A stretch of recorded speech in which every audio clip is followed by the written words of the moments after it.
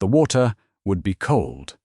Harry had known that since February, since the Mersong had woken him in the night and he'd spent 3 days bent over his notes, working out what it meant. He knew about Grindylows, read about them, committed the eye contact weakness to memory.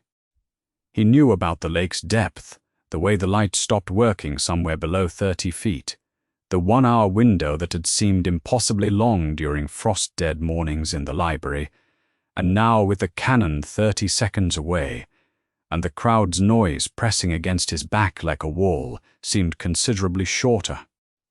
He had assumed the person was Ron. Ron was standing beside him on the bank.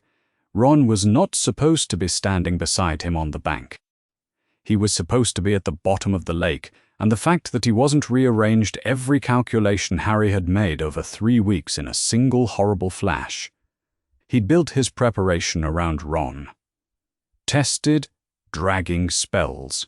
Studied the physics of pulling someone unconscious through deep water. He had not, until this moment, let himself think about whose name had actually been his answer. Ron stood with his large, freckled hands tucked against his own arms, watching Harry with an expression Harry had never seen on his face. Not relief, not worry. Something more careful than either, as though he was doing arithmetic and not certain he liked where it was landing. Harry didn't have time to work out what it meant. He swallowed the gillyweed. The lake took him like it had been waiting. His throat closed, his lungs seized, and then, with a lurch that felt like his body turning itself inside out, gills split open on both sides of his neck, and the cold water rushed through them, and he was fine. The cold was immediate and complete. It went through his robes and into his skin and settled in his joints like it had always lived there. He cut downward with his webbed hands. Strange, pale, larger than his hands should be, and the Grindylows found him at 20 feet, right where the books had said they'd be. They were faster than the books had suggested. Small fists clamped onto his ankle, his sleeve, the back of his collar, 4 or 5 of them, each grip like a trap sprung. He got 2 with a hex that sent them spinning away in a scatter of green sparks. The rest came off when he turned his wand on the nearest pair of enormous pale eyes, which expressed something close to indignant surprise before bolting into the silt. Deeper. The green light from above became remote and theoretical. He found Victor Krum somewhere in the middle distance, broad shoulders, head wrong, shark-shaped and heavy, tilted as though his brain was still working out what body it was running. Harry passed him. He found Cedric Diggory rising, with Cho Chang held against his side, Cho unconscious. Cedric's jaw set. They met eyes for a second. Cedric gave a single nod. Harry kept going down. The statue was at the lake's floor, half buried in silt, ringed by the dim, clustered shapes of the merpeople's dwellings. Harry found it by the glow of the silver rope, found the rope first, and then counted 3. He had expected 4. He understood in the same moment that he counted, with the particular clarity of a conclusion you have been avoiding, and the understanding rearranged everything. The first figure was a girl, small and fair-haired, perhaps 8 years old, her pale hair floating out around her in long arcs. Gabrielle Delacour, Fleur's little sister. Harry noted her and moved on. The second was a boy he didn't recognize, tall, dark-haired, built like a sprinter, wearing the heavy robes of Durmstrang, Crom's hostage. Harry noted him and moved on. The third was Hermione. Her brown hair had spread out in the water, the way hair only does when someone has been very still for a long time, radiating from her head in soft, slow arcs, and her face was turned slightly to one side, and her hands were open at her sides with the absolute looseness of someone who isn't directing them. She looked peaceful. It was the most wrong thing Harry had ever seen, Because Hermione Granger was not a person who looked peaceful. She looked alert. She looked like she was 3 steps ahead of you and had already identified 2 things you hadn't noticed. Peaceful meant something essential was missing. The goblet had chosen her. He hung there in the cold and the dark and the weight of 30 feet of water above his head, and he turned that fact over. The goblet of fire was an impartial, magical artifact. It did not make mistakes. It did not have preferences or agendas or the capacity to be deceived by what a person thought they felt. It had looked at Harry James Potter, 14 years old, the boy who survived, frequently confused, consistently alone, and it had determined, with no stake in the answer, the person he would most miss. He knew the merpeople would bring unclaimed hostages to the surface safely. He knew Gabrielle and the Durmstrang boy would reach the bank unharmed when the hour ran out. He had the score to think about, and the time he had already spent. He reached for his wand and cut the rope.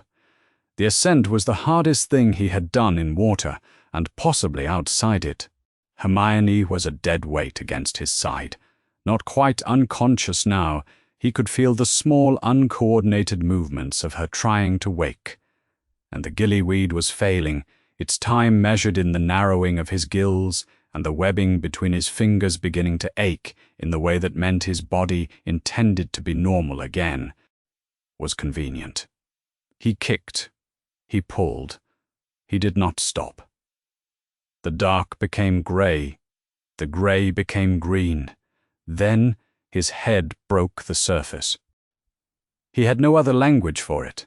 A warmth that began at the exact point where his hand gripped Hermione's arm, where his skin met hers, and spread outward in a widening wave, not violent, not explosive, but he surfaced, she surfaced. The light rose with them from the water, pale gold and silver. The quality of a patroness's silver made warmer and more permanent, like something that came from before the spells. The crowd on the bank had already gone still. Harry held Hermione above the waterline. She was coughing. He was breathing in long, ragged pulls, the gillyweed finally gone. The light faded slowly. The silence it left was not the silence of people who had missed something. It was the silence of people who had witnessed something and had no category for it. Someone helped them out of the water. Harry didn't track who. There were hands, blankets, the hard surface of the dock beneath him. And then he was sitting with his knees drawn up and Hermione was beside him, coughing the last of the lake out of her lungs. And someone had pressed a cup of something warm into his hands that he wasn't drinking. Ron was 3 feet away. He had sat down somewhere off to one side, not beside Harry, and he was looking at the lake, with that expression still on his face, careful, turned inward. He'd finished the arithmetic or abandoned it. Harry wasn't sure which. At the far end of the platform, the judges were conferring with the urgency of people whose framework has encountered something it cannot process. The scoreboard cycled through figures and retracted them, cycling again, as though the underlying calculation had no agreed-upon answer. Dumbledore stood apart from the conference at the platform's edge. He was not looking at the scoreboard, he was looking at Harry, and his expression, pale blue eyes above the half-moon spectacles, his long silver beard still in the rain, was not surprise. When the score came, the announcer read the attached notation twice, exceptional moral character, and then, more slowly, selfless action. The crowd reacted unevenly, some cheering, most simply trying to determine whether the light had been part of the task or something the tournament had no framework for. Against the far hillside, in the wet grass above the bank, a large black dog sat watching. It had been there since before the cannon. It watched Harry Potter sit on the dock with Hermione Granger coughing beside him, and whatever was on Harry's face was too new to have a name, and the dog lay down in the cold, wet grass as though it meant to stay. On the far bank, Apart from the crowd, a figure in a traveling cloak stood with one eye that moved and one that did not. The moving eye had tracked Harry since the surface. It rested now on the place where his hand had gripped Hermione's arm. The man's hip flask came up slowly. He drank. He lowered it. His jaw was a hard line beneath the scarred and cratered face. He had not expected the light. He needed to think about what the light meant. The first thing she was aware of was the smell, antiseptic and something floral that was meant to be soothing and wasn't, and beneath both of those the faint mineral coldness of the lake still in her hair. She opened her eyes to white ceiling and the particular quality of afternoon light through tall windows, and the second thing she was aware of was Ron. He was sitting in the chair beside her cot, with his arms crossed, and his expression carefully managed, in the way that meant something had happened. "What did I miss?" she said. "The second task, most of it anyway." She sat up. Her head rang faintly. Madame Pomfrey appeared at the foot of the cot, with a cup of something warm and the brisk, efficient manner of someone who has been waiting for this moment and intends to manage it correctly. "Slowly," Madame Pomfrey said. Hermione accepted the cup and looked at Ron. "I was a hostage, yes. Whose?" He looked at the floor. He was doing something with his jaw, a small muscular exercise of not saying a thing. He had decided not to say, and she had known Ron long enough to recognize it. Ron Harry's. He said it at the floor. "You were Harry's." "And at the surface," she said. "Something happened. What was it?" Ron shifted in the chair. "There was a light. When he brought you up, it came up from the water. With you, both of you." He stopped. "I don't know what it was." He wasn't looking at her. "Where is he now?" "He went to see the judges." She nodded, and drank the cup, and thought about the goblet, which did not make mistakes, which had looked at Harry Potter and produced her name.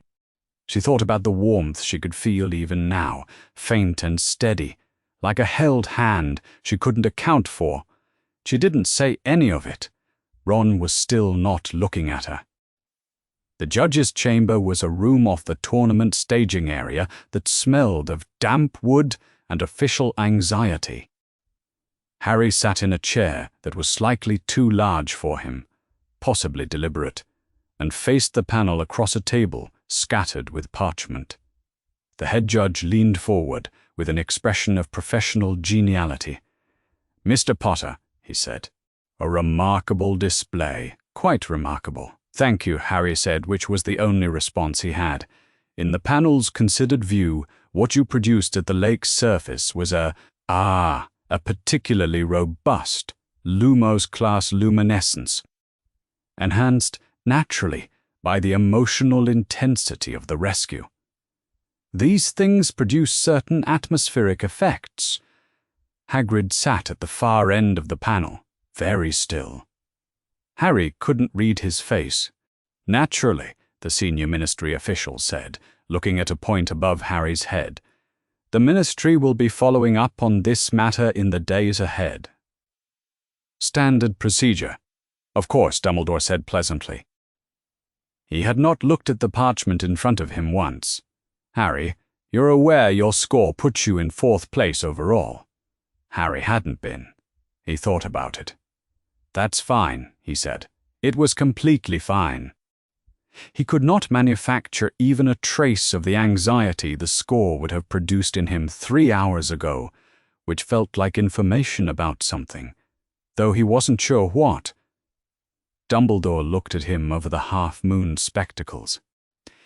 "If I could borrow a quarter of an hour this evening," he said, "my office after dinner." "All right." The head judge beamed and began discussing scoring adjustments, and Harry stopped listening. Through the chamber's narrow window, the grounds were grey with February rain, and somewhere in the dispersing crowd was Ron, 3 feet away on the dock, and not quite looking at him. The Gryffindor common room was warm and mostly empty when Harry got back. He took the chair nearest the fire and sat with his knees up, watching the flames, and not thinking about anything in particular. Ron came in 20 minutes later, looked at him, said nothing, and settled at the table with a half-finished essay on transfiguration that he was probably not actually writing. Hermione arrived at 7. She had changed out of hospital clothes, her bushy brown hair still slightly damp, and she sat in the chair directly across from Harry's, the fire between them. Neither of them said anything for a moment. "I'm sorry," Harry said. "I pulled you into—" Harry. Her voice was quiet. She was looking at the fire rather than at him. "If our positions had been reversed, I would have done exactly the same thing. You know that." He did know that. It was true, and it didn't resolve anything. What was harder to say, what neither of them said, was the warmth. It had been there since the surface, not quite physical, more like the absence of a cold he hadn't realized he'd been carrying. A steadiness in his chest that hadn't faded from the stillness in Hermione's posture, the particular kind she had when paying close attention to something she hadn't categorized. He thought she felt it too. "It'll be in the Prophet tomorrow," Hermione said after a while. "The goblet's selection, what that choice implies." Harry stared at the fire. "Yeah, we should think about what to say when people ask. What do you want to say?" She was quiet for a moment. "That it's complicated," she said, which is true. At the table behind them, Ron's quill had been still for some time. He wasn't writing. He wasn't looking at either of them. He was looking at the table with the expression of someone whose arithmetic has arrived, irrevocably, at its answer. He did not ask what the warmth between them was.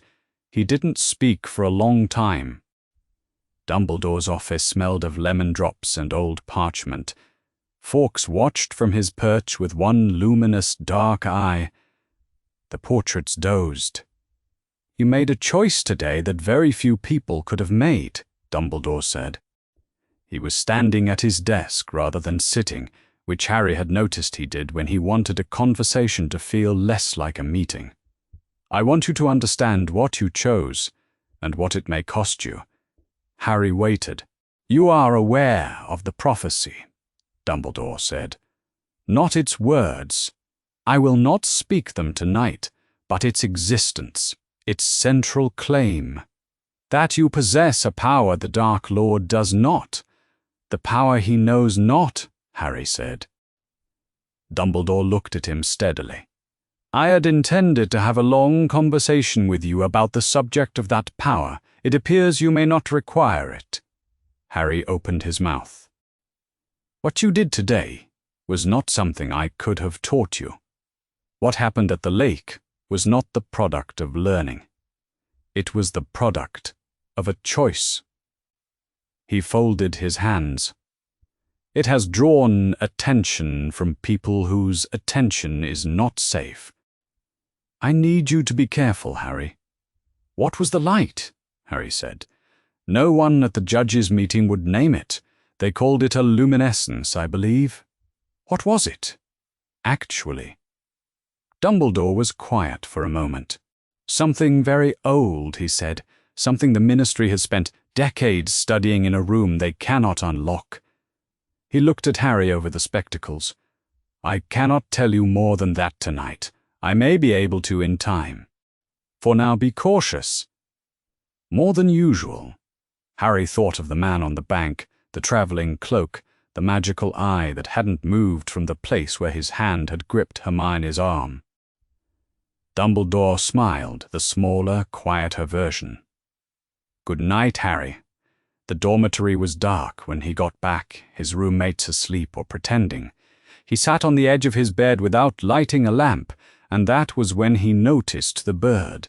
It was perched on the bedpost, small, brightly colored, with the patient expression of something that had been waiting a while and considered this entirely normal, not a Hogwarts owl, not anything he recognized. The letter was tied to its leg. 3 sentences, He recognized the handwriting. Asterisk. I saw the light from the hillside. I don't know what it was, but I know I've only seen something like it once before. Tra. Right back, immediately, asterisk Harry sat with it for a long time.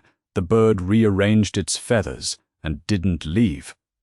He didn't write back that night.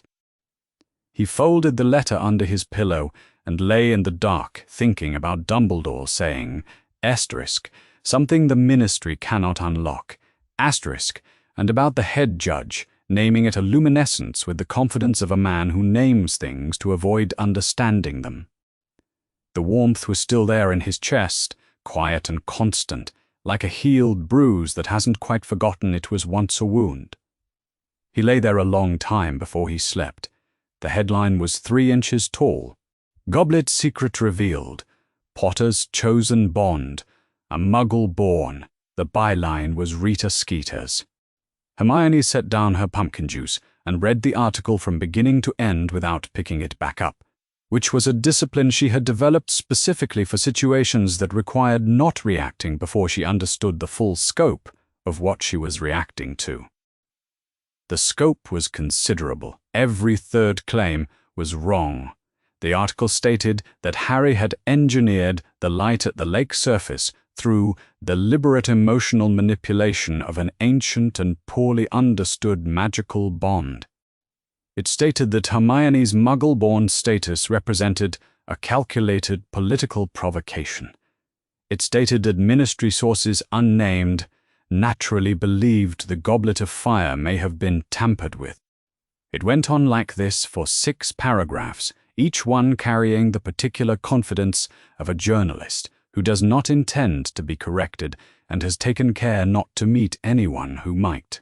The core fact, however, was accurate. The Goblet of Fire, an impartial magical artifact that could not be bribed, deceived, or manipulated, had looked at Harry Potter and selected Hermione Granger as the person he would most miss. The prophet had understood with whatever instinct made it so reliably unendurable to read exactly what that meant. A muggle-born girl, the cleverest student of her year, the most important person to the boy who was supposed to save the wizarding world. It knew what it had, the way a match knows what it is next to. Harry was 3 seats away, staring at the same headline. Ron was between them, giving his eggs his full attention. Hermione folded the paper and set it face down. Every third claim, she said, to no one in particular, and reached for her toast.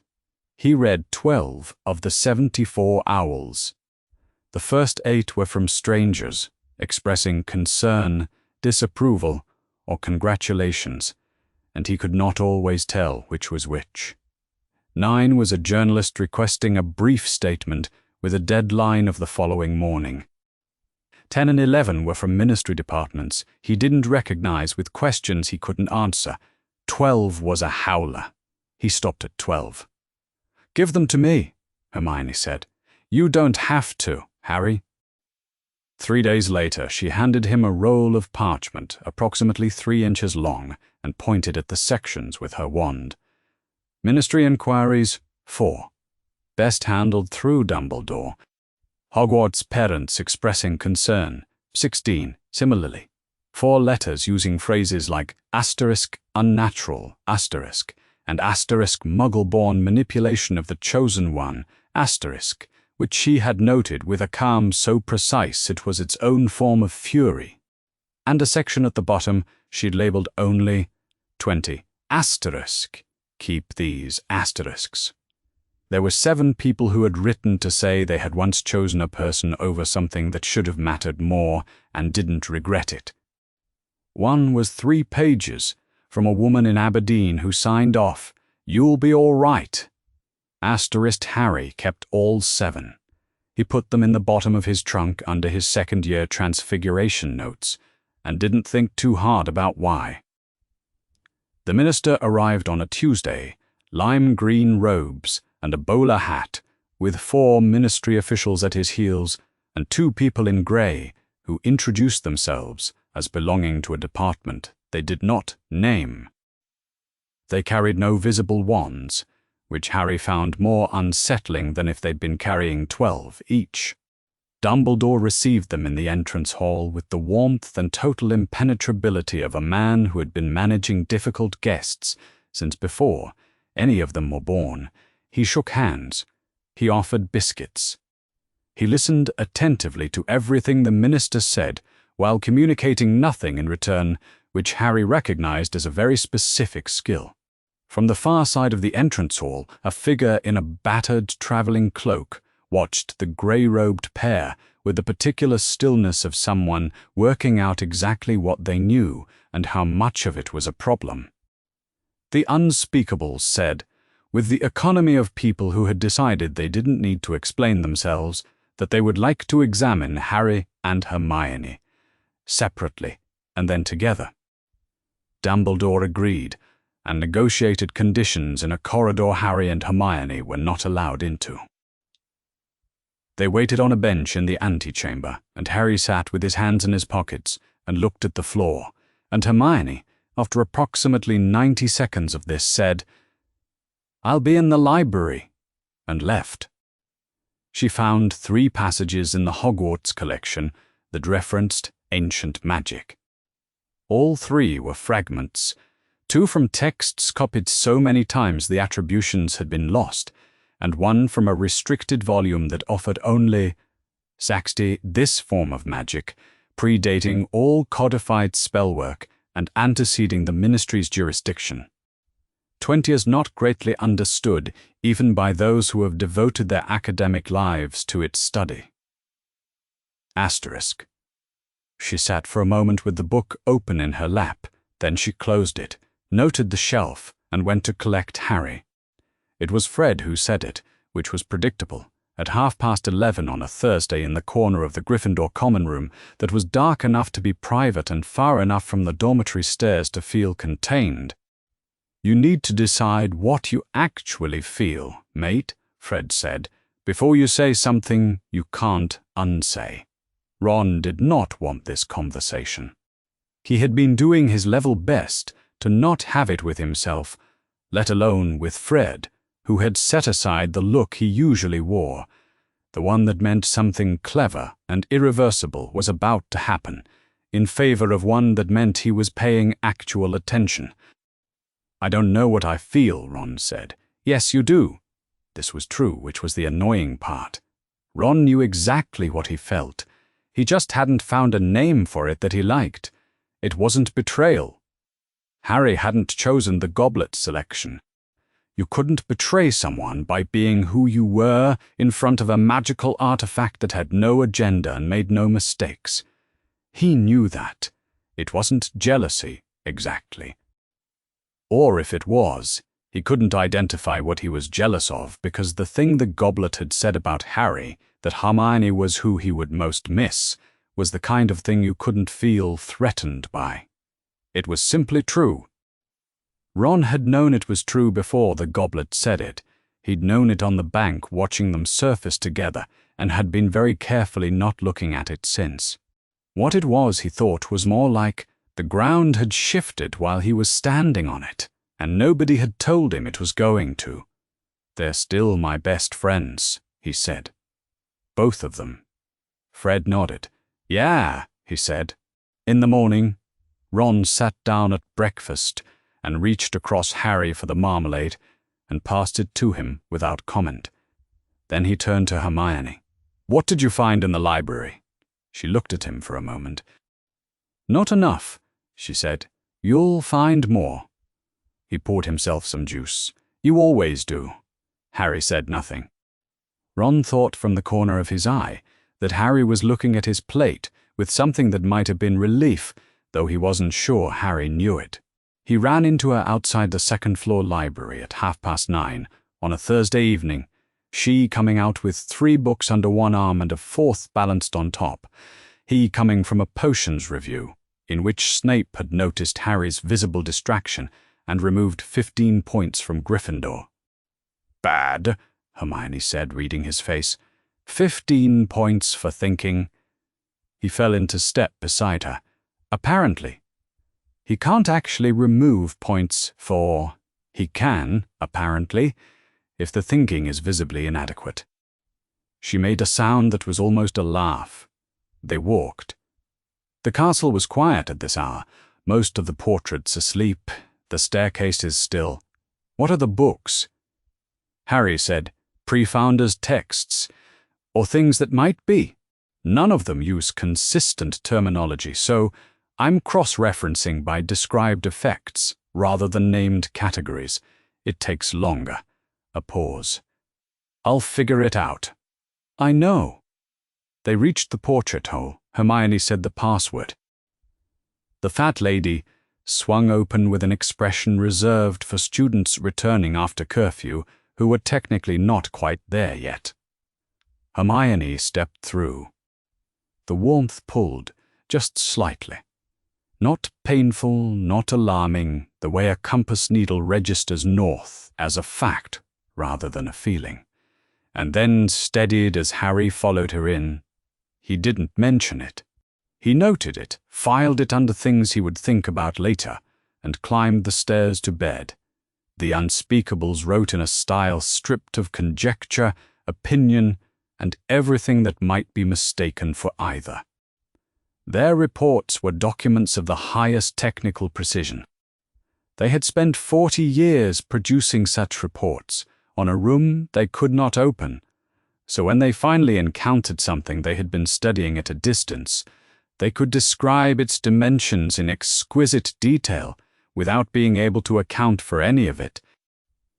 Dumbledore had been reading the same line for 10 minutes. Asterisk, the bond in question constitutes a manifestation of ancient magic, a category of enchantment, predating codified spellwork and anteceding all known ministry jurisdiction.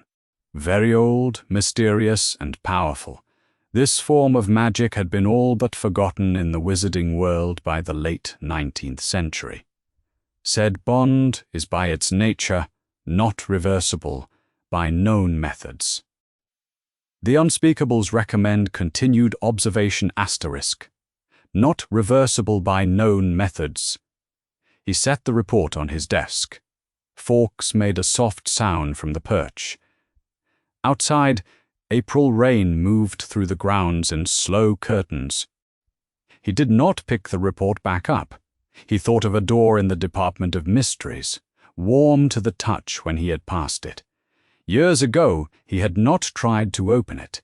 He had not needed to know what was behind it in order to know it mattered. He was glad, in a way he would not have admitted to anyone currently alive, that the line said what it said. He had spent 2 years trying to work out what protection might be sufficient for what was coming.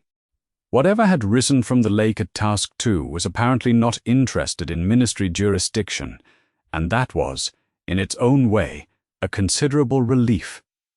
He thought, at least one thing is going right. Then he closed the report and prepared for his meeting with the minister. The minister had not read the report carefully. He had read the conclusion, the section he found most objectionable, and had spent the 20 minutes since then proposing ways to make it mean something else. A second investigation, he said. A more senior team.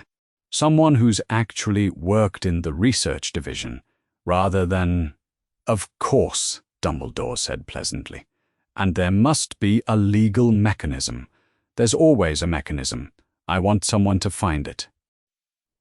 The minister stood at the window with his bowler hat in both hands, and the posture of a man who has just been told that the thing he needed contained is not, in fact, containable.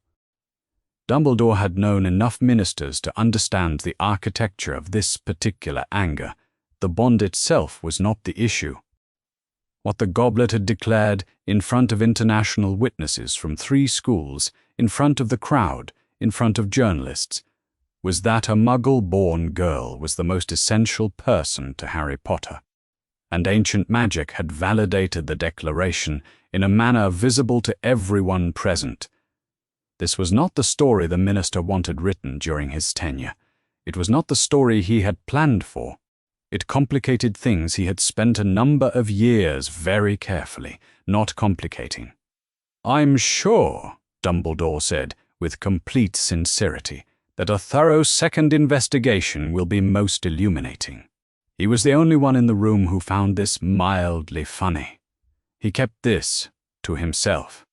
The thing Severus disliked most about the walk to Dumbledore's office was the stretch of corridor where there was nothing to look at and nothing to do but be aware that he was making this walk again. For this reason, carrying this particular piece of information on a forearm that had been his worst evidence for more years than he preferred to count. He rolled up his left sleeve before Dumbledore asked. The old man looked at the mark for a long moment without speaking. He did not make an expression Severus could categorize. Which was reliable? When did it begin to change? Late February, Severus pulled the sleeve down. The darkening had been gradual for months expected at this stage of his recovery, but the rate of change accelerated. He paused. "I wanted to be certain before I came to you." "And you are certain?" "I am." Dumbledore moved to the window. He did this when he was thinking through something he hadn't yet decided to share, and Severus had long since stopped trying to read the pauses. He waited. "He is close to something," Dumbledore said. "A restoration ritual, one that requires a specific element he cannot currently reach. Potter, his blood, specifically." He turned from the window. The accelerated change began on February 24th. The same day, Severus said nothing for a moment. It was not that the connection surprised him. He had suspected something of the kind, which was partly why he had come tonight. But there was a difference between suspecting a thing and having it confirmed in a quiet office while rain moved against the glass outside. "Task 3, he said. "That's the window. Yes." And moody. Dumbledore looked at him with an expression Severus associated with conclusions that had already been reached and were waiting only for the right moment to be spoken. He did not answer the question directly. "Thank you, Severus. I know what this costs you. Get some sleep." Severus descended the stairs. He did not, in fact, sleep. He had been keeping notes on Alastair Moody since September. Not comprehensive notes. He hadn't had enough certainty to justify comprehensive notes. But observations. The kind that accumulate in the margins of a long-running hypothesis until they begin to constitute evidence whether you intended them to or not. He spread them across the desk now methodically, in the way he had developed for problems that required full visibility before any move was made. The hip flask never absent from Moody's hand, redosed at intervals that suggested an hour's limit. The particular quality of knowledge in the defense against the dark arts lessons. Accurate, detailed, and fractionally too fresh. The kind of recall that belonged to someone who had learned this through direct participation. The Unforgivables lesson, which had been Dumbledore's greatest moment of self-restraint this year, sitting in the back of that classroom and watching students' faces, while a man he increasingly doubted was Alastair Moody performed the Cruciatus curse on a spider. And then the boy, Neville Longbottom, who had looked up gillyweed in a library book Moody had helpfully recommended, who had passed the information to Harry with the earnest intention of helping, and no knowledge he was being used as a channel. That required knowing Harry, how he received help, and from which directions he would accept it. That was not raw knowledge. That was surveillance. He aligned the last page and looked at the pattern it made. He did not act tonight. He needed one more thing, and the thing had not quite arrived yet. He was prepared to wait. He had waited longer for less. The hip flask was almost empty. Barty Crouch Jr. set it on the desk and looked at himself in the small mirror on the back of the office door. Moody's face, what remained of it after a career of injuries too varied to list, the scars mapping a history that wasn't his, the magical eye rotating in its socket with the particular restlessness, that gave the impression it was always looking for the nearest exit. He had been wearing this face for 7 months. He had become competent at it. 3 months until task 3. Approximately.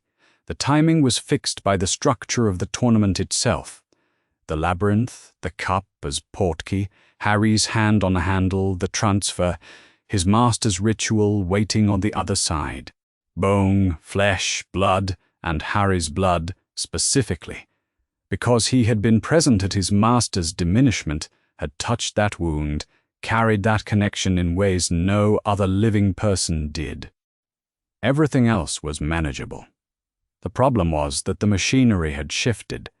The ancient magic event at the lake had redrawn Harry's circumstances in ways that had not been part of any calculation. Dumbledore's attention, already uncomfortably sharp, had sharpened further since February. The Granger girl was now attached to Harry by something the Ministry itself could not classify or reverse, which meant Harry was no longer the contained, observable target he had been in September. He picked up the flask. 1 more dose tonight. He had the next supply arranged for Thursday. The plan was intact. He had to believe the plan was intact.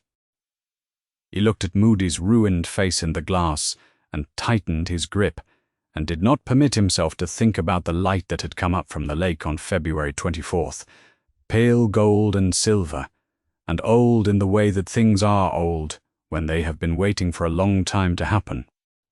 He didn't know what it was. He only knew that it hadn't been in his calculations, and that was, by itself, enough to be afraid of. The greenhouse had the particular damp warmth of things that were growing faster than they had any right to. And Neville Longbottom moved through it with the ease of someone who had known these particular tables since his first year, and understood which plants had opinions about being walked past too quickly. He was, Harry had noticed, a different person in herbology than he was anywhere else. Less apologetic, more certain. He handled the booba-tubers with the same unhurried confidence that Hermione handled an exam, which was not a comparison Harry had made out loud, because Neville would have found it more surprising than it should have been. "Has anyone else noticed?" Neville said. In the offhand way he said things that turned out to be worth filing, that the senior ministry official hasn't been at any of the tournament functions for weeks. Harry looked up. "Which one?" "The co-organizer." "Yes, he's been absent from everything since before February. Actually, the judges have apparently been sending owls." Neville trimmed a stem with authority. "I overheard Professor Sprout's office door." "How did you—" "It wasn't entirely closed." Harry went back to his booba-tubers. Neville noticed things nobody else bothered to. Harry filed it carefully. A ministry co-organizer gone silent in the middle of a tournament he was supposed to be running. That was not nothing. He had meant to go straight back to the tower after the flu.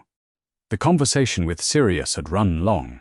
Sirius was worried, the tight, controlled worry of someone who had been holding something back for 3 weeks and kept circling back to Moody, the angle, the patience. The way the man moved around. Harry, since task 2, Harry had said, "I know, I'll be careful." He'd meant both. The fire had died. He stood in the empty common room for a moment, and then he went out through the portrait hole instead of up to bed, because the castle route was longer and he was tired, and the grounds were quiet, and he was 14 years old and had a bad habit that Sirius had explicitly told him to break, which was the habit of following things that looked wrong. He saw Moody first. The uneven gait, the silhouette crossing the lawn toward the tree line. He followed. The forest's edge in late April was dark enough that shapes became objects only at close range. He was within 20 feet when the second figure emerged from the trees, and he stopped. The senior ministry official was wrong, in every way a person could be wrong while still standing. His robes were disordered. His eyes had the quality of someone who had been awake for longer than a person could be awake and had been carrying something the whole time. He reached out toward Harry with both hands, stumbling slightly, talking in the fast, fractured way of a man who had finally found the right person and was trying to get everything out before his chance closed. Potter, it must be. He wanted to warn. Someone has to warn. There's something wrong with. The blue flash came from 30 feet to Harry's left. The senior ministry official folded and hit the ground, and the words went with him, unfinished. Harry had his wand out before he'd consciously decided to reach for it. He spun. Moody was 30 feet away. The magical eye was rotating in its socket, in the restless way it had when it was looking at more things than seemed possible simultaneously. He didn't move. "Get back to the castle, Potter." His voice was flat. The working eye was fixed on Harry, and the magical one was still sweeping. He's been raving for weeks. His own mind turned on him. There's nothing more to it. Harry looked at the figure on the ground. He looked at Moody.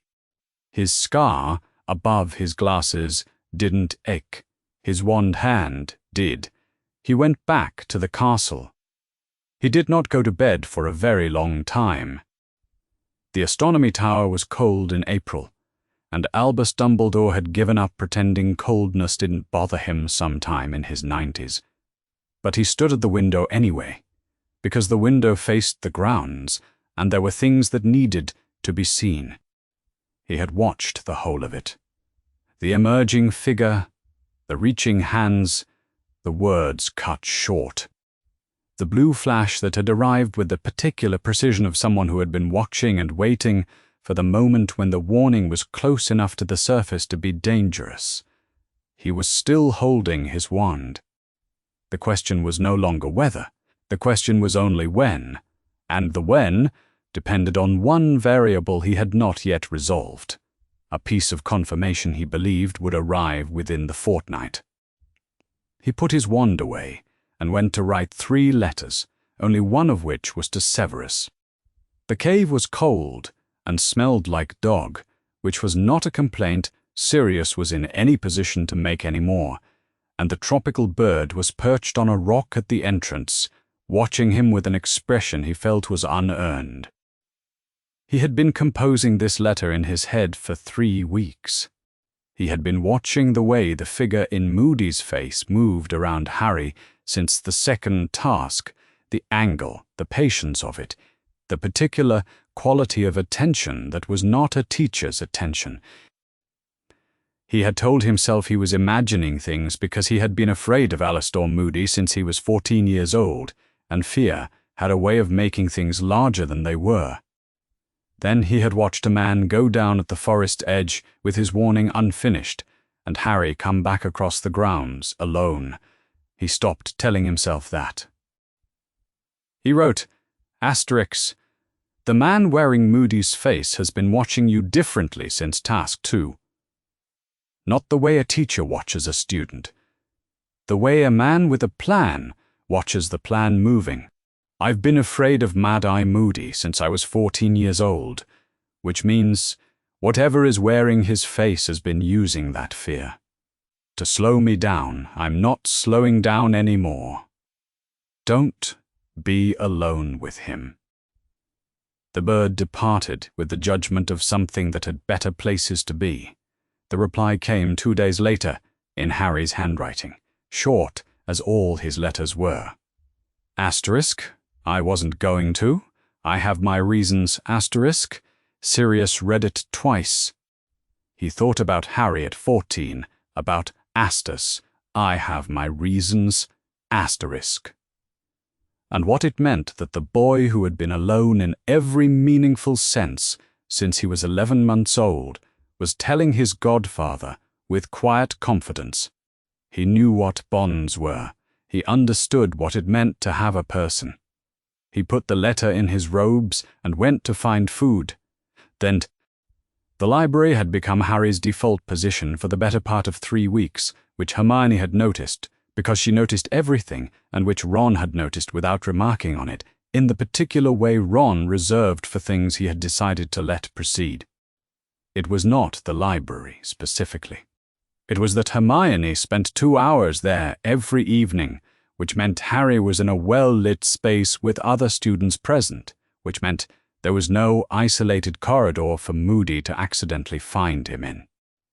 He had not worked this out consciously at first. He had drifted toward the library the way a person drifts toward a window when something outside is bothering them, and it was only when Hermione looked up from an ancient runes text on a Thursday evening and said, with the expression she used when she had been tracking something for several days, "You've been following me around all week," actually thought about why. "You follow me sometimes," he said. "I know." She set down her quill. "I noticed that too." A pause. "Is it the bond?" "Partly." He looked at his potions essay, which he had not meaningfully advanced in 40 minutes. "Not entirely." She considered this.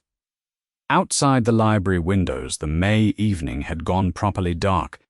"You think someone has been trying to get you alone," Hermione said. "Not a question." "Yeah, and you're staying close to people so they can't." "Roughly." She picked up her quill. "That's sensible," she said, with the evenness she used when she agreed with something and felt it deserved a stronger word. She went back to her text.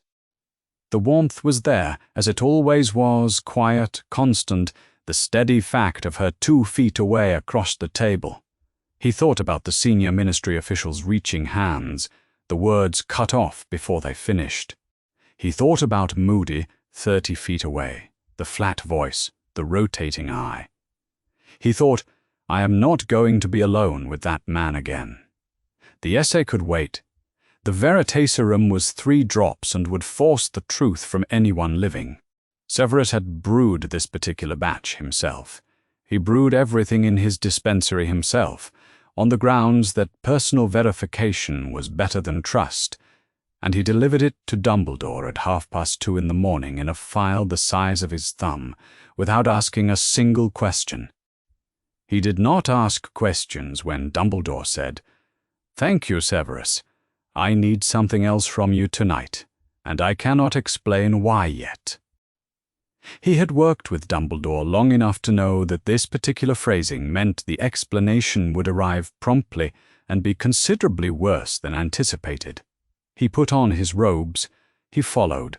They positioned themselves outside Moody's office at 3 in the morning, when the castle was at its emptiest, the portraits still in their frames, the staircases silent, the only sounds the distant creak of the building settling into the spring night. Severus took the foot of the stairs leading down from the corridor, where any exit attempt would require getting through him first. He was not going to be especially permissive about that. Dumbledore stood at the door. He looked at Severus once over the half-moon spectacles, then he knocked. The sounds from inside the office came in a sequence. Severus filed away as they arrived, a voice, a pause that was the wrong length, a door swinging wider than it should. Then a brief struggle, something overturned, a grunt, and then the specific high, sharp sound of a metal flask, striking flagstone and spinning. Silence. He waited. "Severus." He entered. Moody was in the chair behind the desk, except Moody was already the wrong word by the time Severus got there. He had seen Polyjuice Potion expire on a person twice in his life, and both times were enough to make the process permanently recognizable. It did not happen cleanly. The borrowed face dissolved in patches, jaw, cheekbone, brow, the features dissolving and reassembling into something entirely different, like a mask releasing everything at once. What was left when the process finished was a man in his early 30s. Pale, slightly built, fair hair, lank with the effort of whatever had just happened.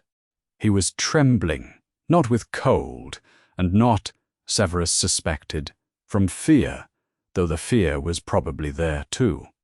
Something closer to aftermath, the shaking of a body that has been running on one thing for a very long time, and has had it abruptly removed. He looked at Dumbledore. Dumbledore was looking at the man in the chair with an expression that was neither surprise nor relief, which meant he had known for long enough that confirmation had moved past both of those into something quieter. "Barty," he said very quietly. "It has been a long time." The man in the chair said nothing. His hands were flat on the desk, very still, in the way of hands that are trying very hard not to shake. Severus set the file on the desk and folded his arms and waited. Veritaserum was administered at 3 drops as directed. As always, the confession was methodical. Barty Crouch Jr. spoke without inflection, in the flat recitation of a man whose ability to choose his words has been temporarily suspended. The location of his master, a house in a village called Little Hangleton, an abandoned manor of a Muggle family, the last known residence of a wizarding line long since ended. A restoration ritual requiring bone, flesh, and blood. And the blood had to be Harry Potter's specifically, because of what had happened between them when Harry was 11 months old, because of the connection that Wound had forged. The Triwizard Cup in Task 3, which Crouch Jr. himself had modified to function as a portkey to that location. The senior ministry official's role in the escape from Azkaban. The long years of captivity in his father's house, kept under the imperious curse and kept hidden. Severus listened. He did not move. He was thinking about the mark on his left arm, which had been darkening steadily since September, and about the specific date when the darkening had accelerated, and about the way everything Barty Crouch Jr. was describing assembled into a structure with the elegant, patient logic of a plan that had been running for years. 9 months of that thing in Moody's face walking these corridors, 9 months of lessons and students and a dark mark burning closer to its source while its source ate at Dumbledore's table. Severus thought about the Unforgivables demonstration in October and thought that he should have known then and hadn't, and the not knowing was going to cost him something he would not name in this room. He said nothing. He waited. He was asleep when the summons came. He was in Dumbledore's office 20 minutes later with his robes on over his pajamas and his glasses slightly crooked, trying to read Dumbledore's expression and getting approximately nothing from it, which was usually how Dumbledore's expressions worked when the thing that had happened was large. "I need to show you something," Dumbledore said.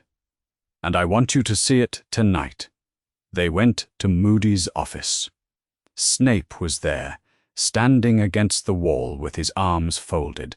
In the chair sat a man Harry didn't recognize, pale and fair-haired, watching Harry with an expression he couldn't read. And in the middle of the room, open, all 7 locks undone, was a trunk. The genuine Auror was helped out of the trunk by 2 people. Harry didn't know who had arrived at some point in the night and were going about their work with the quiet efficiency of people who had been briefed. The Auror was furious and dehydrated, and most of what he said in the first several minutes was not something Harry was going to repeat. He was missing 1 leg and 1 magical eye, the blue one, the one that had rotated in its socket all year, and their absence made him look at once diminished and entirely himself. He asked the question that was sitting at the front of his mind. Did the real Auror give me the gillyweed tip through Neville? No, Dumbledore said. That was the other one. Harry stood with that for a moment. He thought about what that meant. The gillyweed had been planted by someone who needed Harry in the water at the right time, and because of it, Harry had gone into the lake and found Hermione there. The choice had been arranged. The choice had also been real. Both were true at the same time. The warmth was there in his chest, quiet and constant as it always was. He thought, it doesn't matter who put the idea in his head. What matters is who he chose, When he found her there, the minister arrived at 6 in the morning with 2 auras, and the expression of a man who has been woken from a poor night's sleep and intends to make this someone else's difficulty. He listened to the Veritaserum confession transcript while standing, which was not a good sign. He looked at Barty Crouch Jr., who was in ministry restraints and under guard and entirely silent. He looked at the open trunk. He arrested Crouch Jr. He signed 3 forms. He was thorough about this. Then he said, "A confession under Veritaserum from a known Death Eater who escaped Azkaban through family conspiracy is not evidence of anything beyond the conspiracy itself." Dumbledore said carefully and specifically, "The confession includes a location, a ritual, and details consistent with a living Dark Lord rather than a defeated one. The confession also reflects the testimony of a man who spent years imprisoned under the Imperious curse. We cannot, Cornelius." Dumbledore's voice was still pleasant, which in Severus's experience meant that the conversation had reached the point where pleasantness was the only tool still being extended. At the very least, the location ought to be checked. The tournament will proceed as scheduled in 2 weeks. The minister picked up his hat. "When it is over, and nothing has happened, we will all be grateful that we did not cause an international incident by dispatching auras to the English countryside based on a madman's account." He looked at Dumbledore with the expression of a man who has made a decision and is going to keep making it until something prevents him. "Good morning, Albus." He left. Harry was in the corridor outside. He'd heard most of it through a door that wasn't quite closed, and when the minister walked out and saw him standing there, he gave Harry the look of a man who would very much prefer this particular child were elsewhere. Harry looked back. He didn't say anything. There wasn't anything to say that Dumbledore hadn't already said.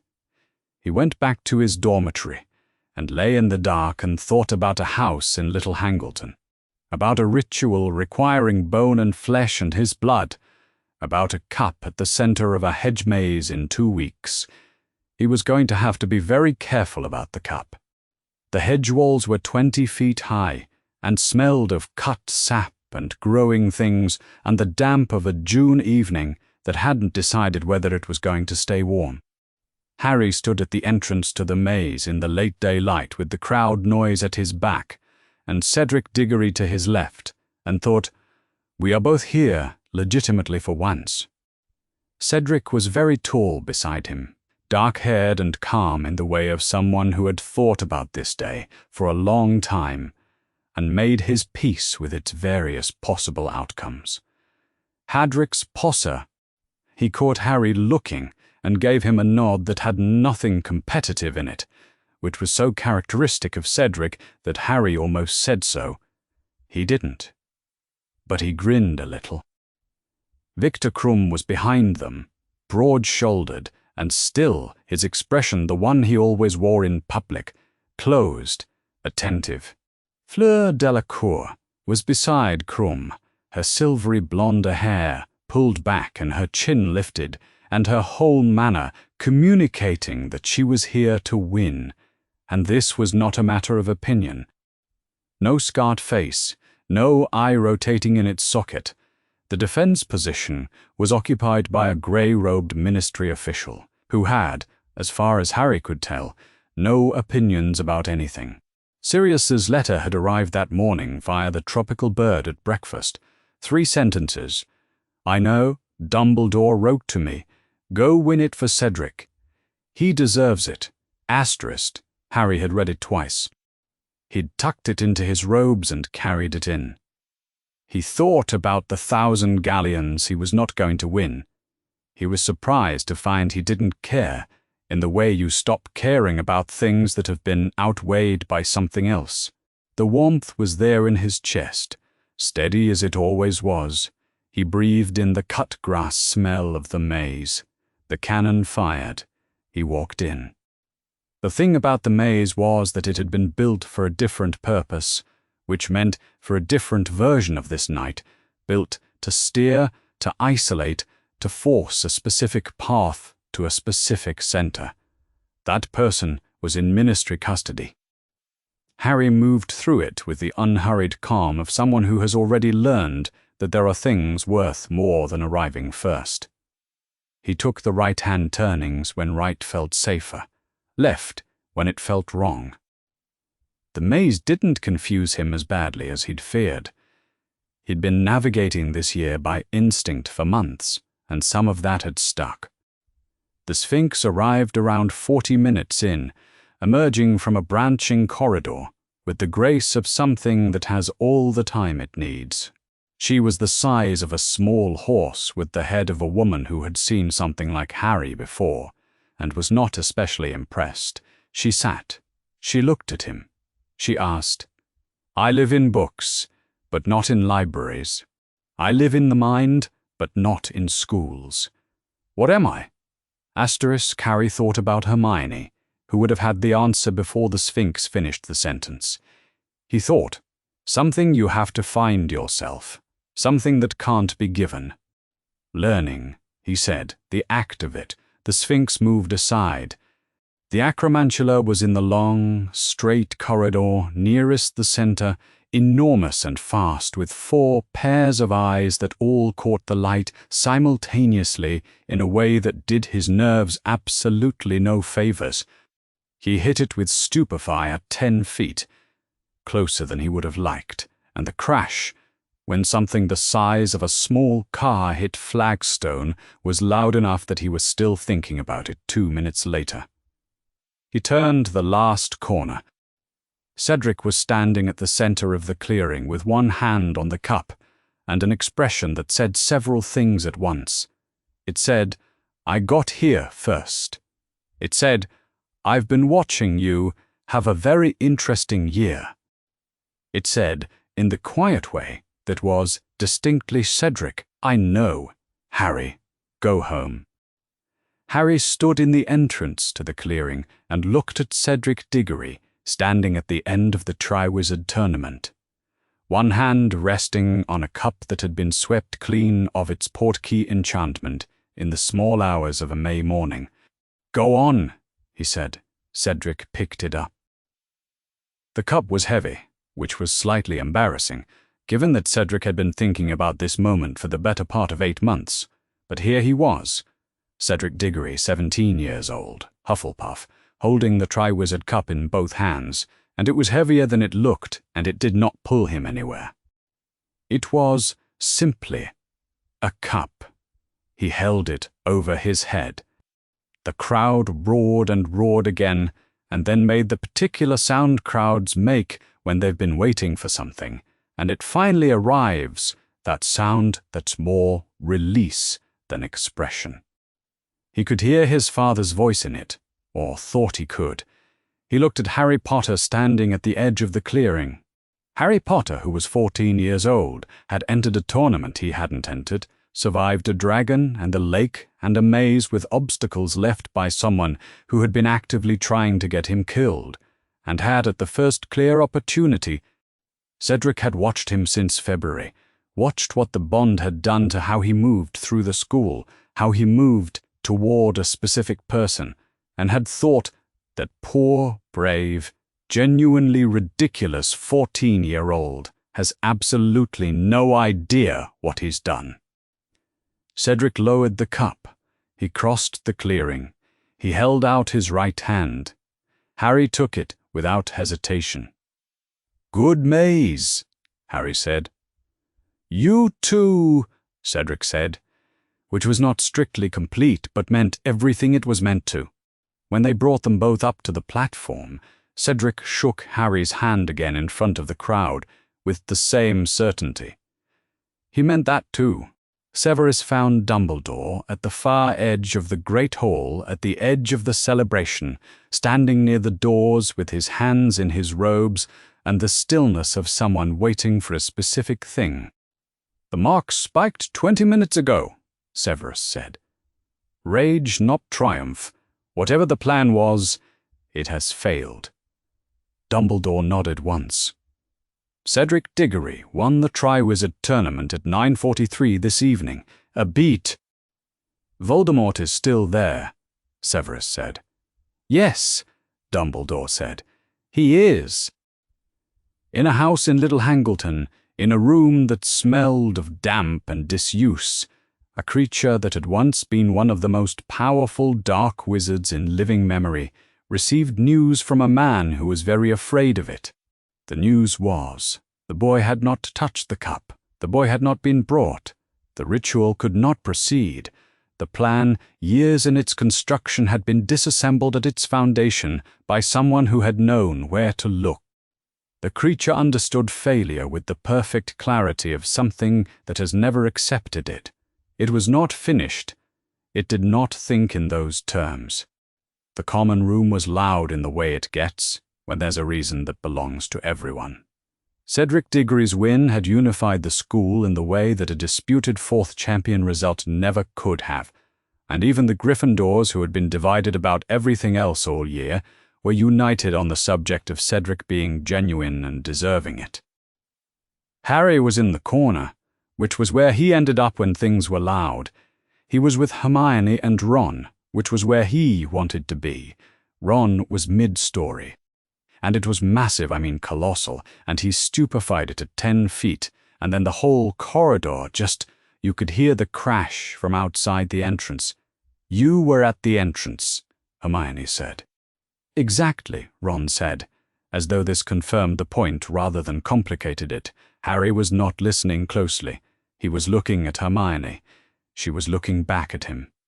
The warmth between them was exactly what it had been in February, not larger, which he had half expected, not smaller, which he had half feared.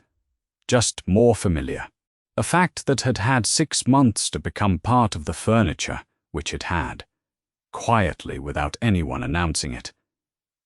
You could have won, she said. Around them, Ron was on his 3rd or 4th version of the acromantula, which had apparently tripled in size since the first telling.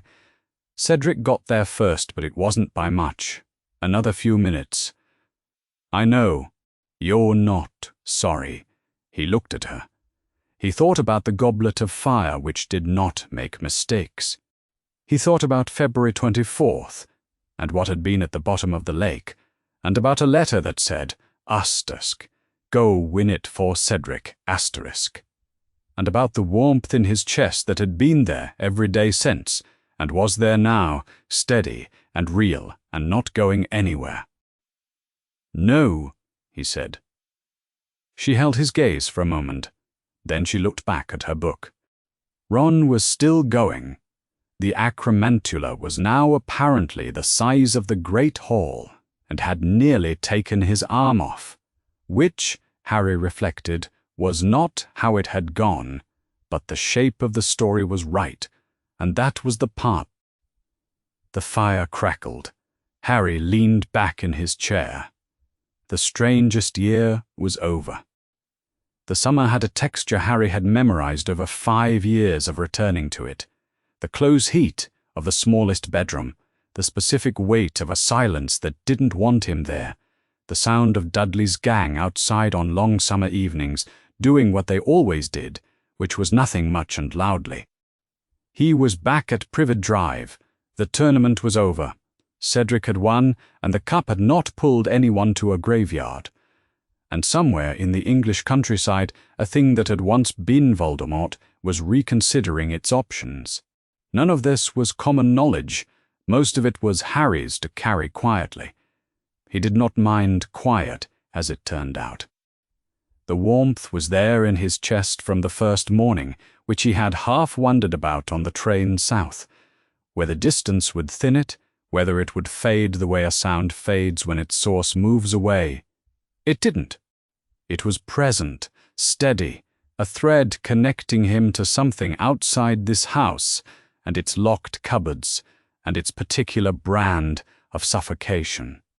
He'd lie on his narrow bed with the fan turning slowly in the corner and feel it and think she's there, somewhere south of London, with her parents and her books, with notes in the margins.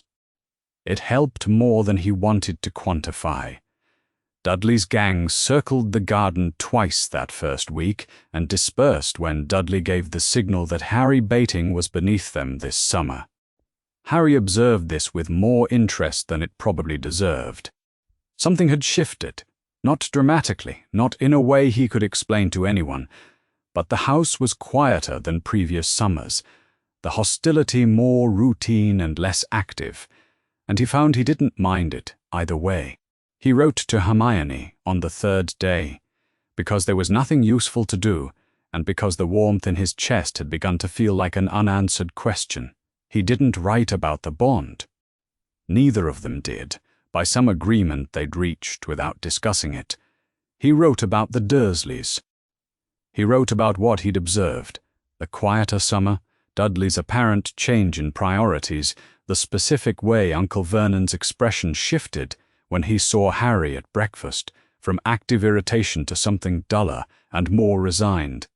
He wrote that he wasn't sure whether the shift was because of what had happened at the tournament or something else entirely. She wrote back within 2 days. 3 pages, neat and densely covered, with 2 questions about his observations. Specifically, did Dudley's expression suggest calculation or something closer to boredom? The explanation differs significantly depending on which one it is. And a summary of the book she was rereading. Magical theory, annotated in the margins, 2 annotations in particular she had thoughts about. The 3rd page described a walk along the river near her parents' house, and something she was still working out, which she described in careful, qualified language that Harry had come to recognize as Hermione thinking out loud on parchment. She didn't write about the bond either. Harry read her letters first. He noticed this the way Ron's letter would arrive alongside Hermione's, and he'd set Ron's aside without thinking, hers already open. He noted the observation. He did not annotate it further. Ron's letters were cheerful and short and contained. In the 3rd one, a version of the acromantula incident, in which it had apparently broken through the hedge wall before Harry brought it down and taken a chunk out of the ceiling in the process. Harry wrote back that this was not what had happened, but that he appreciated the direction the story was going. Ron's reply contained 1 sentence, asterisk, all stories improve in the telling, asterisk, he wasn't wrong. The letter from Sirius arrived on a Tuesday in mid-July, via a small brown, unremarkable bird that left quickly without identifying itself. The return address was asterisk, an undisclosed location. Asterisk, which meant the cave near Hogsmeade. Harry had stopped expecting a real address several months ago. The letter was about James. Asterisk, your father chose your mother when every sensible option was to walk away when she'd said no to him for the better part of a year. When his friends told him to stop making an idiot of himself. When the war was getting bad enough, that attachment was a liability and not a comfort. He chose her when it cost him, when cost meant something actual, not theoretical. Asterisk. I don't have wisdom about what the bond means, Harry. I've spent too long in Azkaban and too much time watching from a distance to be anyone's expert on anything worth knowing. But I have one thing. I knew what your father was before I understood his name properly, because of how he chose. Not what he said he'd do, what he did when the moment arrived. Asterisk, asterisk. You're the same. That's all I have. I wanted you to know it. Asterisk. Harry read it 3 times. He sat with it for a while with the fan turning in the corner and the summer light coming through the window at the angle that meant late afternoon. Then he picked up his quill. He wrote 4 words. Asterisk. Thank you. I know asterisk. Hermione's letter arrived at midnight on July 31st. He left a window cracked open. He was lying awake, not anxious, just awake in the way you stay awake when something is expected, when an owl he didn't recognize came in and deposited a small parcel and an envelope on his chest with the punctuality of someone who had arranged for exactly this moment. The parcel was a book. Slim, green cloth cover, the title worn at the spine. Asterisk, Uncommon Bonds and Their Properties. Asterisk, 3rd edition. The library call number was penciled on the inside cover in handwriting that wasn't Hermione's, which meant she'd found it somewhere other than Hogwarts.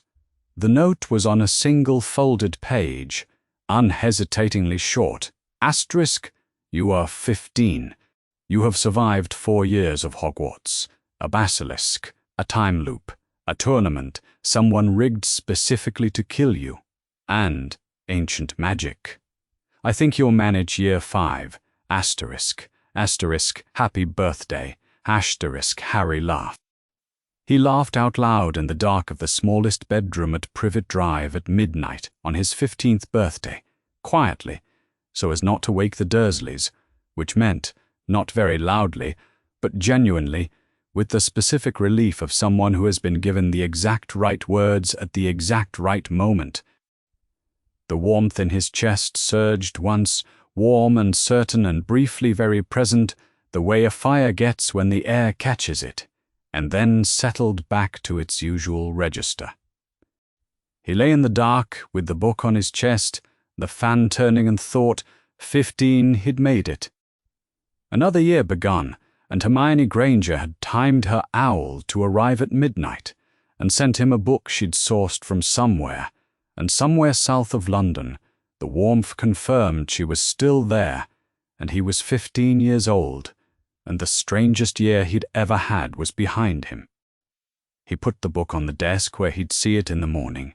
2 ministry owls arrived in August, on separate days, from the same department. Both were from the Department of Magical Law Enforcement. The letters began with the same phrase, asterisk, further to the inquiry into the status of the ancient magic bond, designated case file, 1995 AM04, the Department of Magical Law Enforcement requests asterisk, and continued for several pages each, in language that Harry found nearly impenetrable.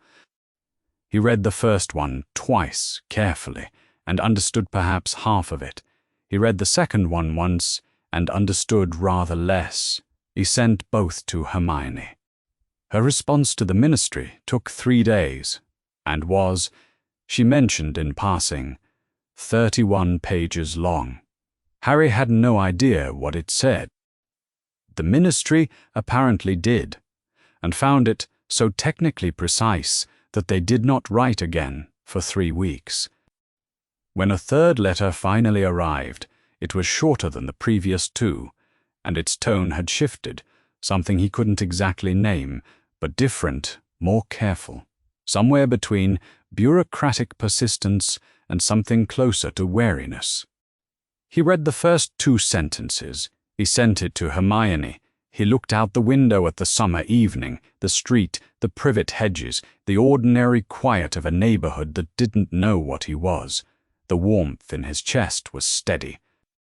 She was there, reading ministry correspondence with a quill in her hand, and an expression he could picture without trying. He picked up his own quill and wrote her a letter about nothing important. The 3rd ministry owl. What he thought of the language in it, which was not much. A question about the book she'd sent, a thing he'd noticed about the hedges on Privet Drive that seemed worth mentioning. He didn't write about the warmth, or about what it meant to him that she timed her owl for midnight, or about Sirius's letter and what it had settled in his chest when he read it. He didn't need to.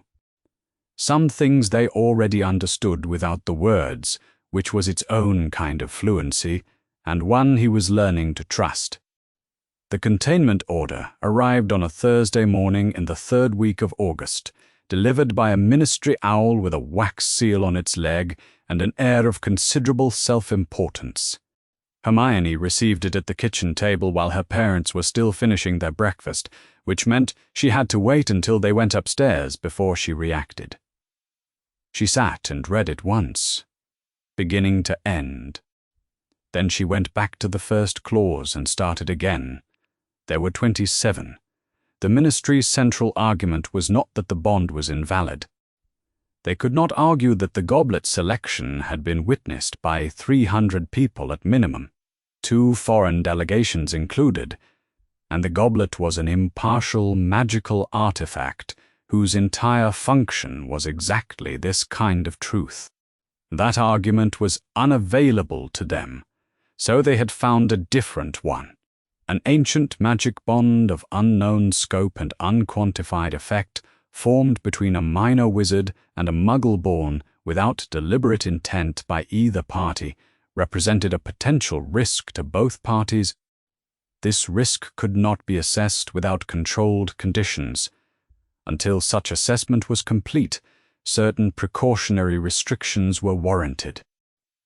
Harry and Hermione were not to be within 20 feet of each other on Hogwarts grounds during school hours.